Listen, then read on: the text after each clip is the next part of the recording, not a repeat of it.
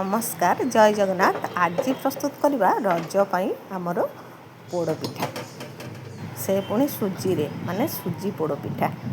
ताहले चलंतु आमर आरंभ करिबा। प्रथमे कड़ाई रे मु 2 चामच घी नै जाइछि। सेथिरे आमर ड्राई फ्रूट्स को भल करी भाजी नै जिबा। आपण आपणक पसंद अनुसार ड्राई फ्रूट्स नै परिबे।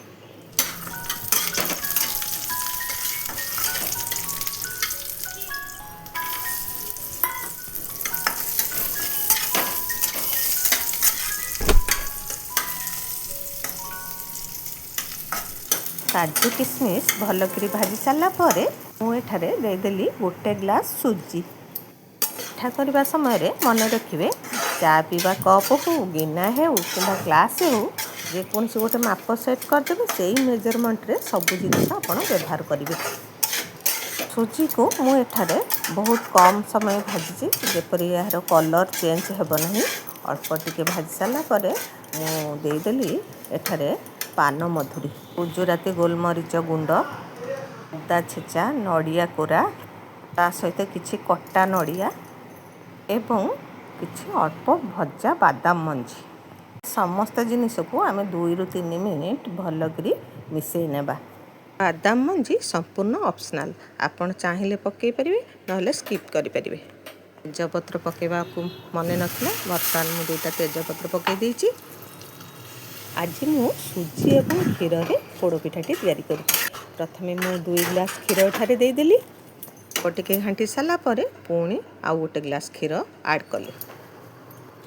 एठारे ऐड कली क्षीर सहित गुड़ आपण चाहिए चीनी रे भी करि परिबे। एठारे जो ग्लास रे सुजी नहीं थिली से ग्लास रे 75% गुड़ देइछि।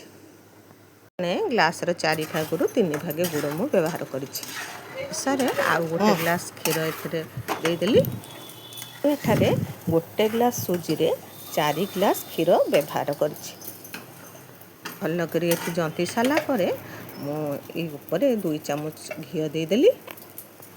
मु पोड़ पिठा करिया पई ओभान के प्रेशर व्यवहार करिनी मुझे तावा उपरे टिके बाली दे दीची तापरे ए छोटो कढ़ारे मु पोड़ पिठाटी प्रस्तुत करी। प्रथमे कड़ाई रे टिके घी ब्रश करनेबा तापरे कदली पत्र को परिष्कार करी धोई देई ताको छोटो छोटो पीस करी सेथरे साइज करी देई दबा। देई ता ऊपर टिके घी सब आड़े मार दबा। कदली पत्रर ऊपर छोट छोट पीस नड़िया दे दबा टिके ड्राई फ्रूट्स पके दबा। तापरे हमर सुजी जंता को साइज करी फुल करके दे देइछि। मु जंतार ऊपर मध्य 2 चामच घी दे देली ताको टिके चारिपटे पालिश कर दबा। ऊपर मध्य किछि कटा नड़िया एवं टिके ड्राई फ्रूट्स दे दबा। बर्तमान देखो तावा ऊपर मु एमती बाली गोटे गिना दे देइछि ताको टिके चारिआडे पालिश कर देई हमर जंता पोड़ पिठा को सेइथरे हमर प्रस्तुत करिबा। मु ए जो बाली की सब बेले हमर किछि जिंस माने केक कली कि जे कोनसी पिठा कली मु सेई बाली की व्यवहार करे पुणी रखी दिए।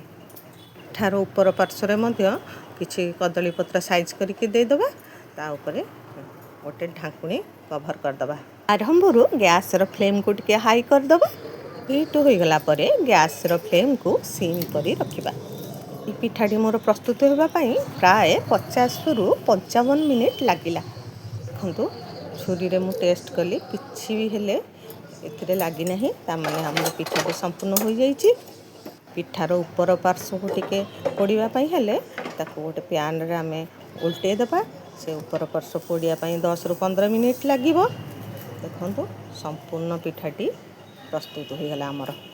देखंतु पिठार कलर केते सुंदर देखाउची। प्रकृत रे रज पर्व होउची ओडिशार पर्व।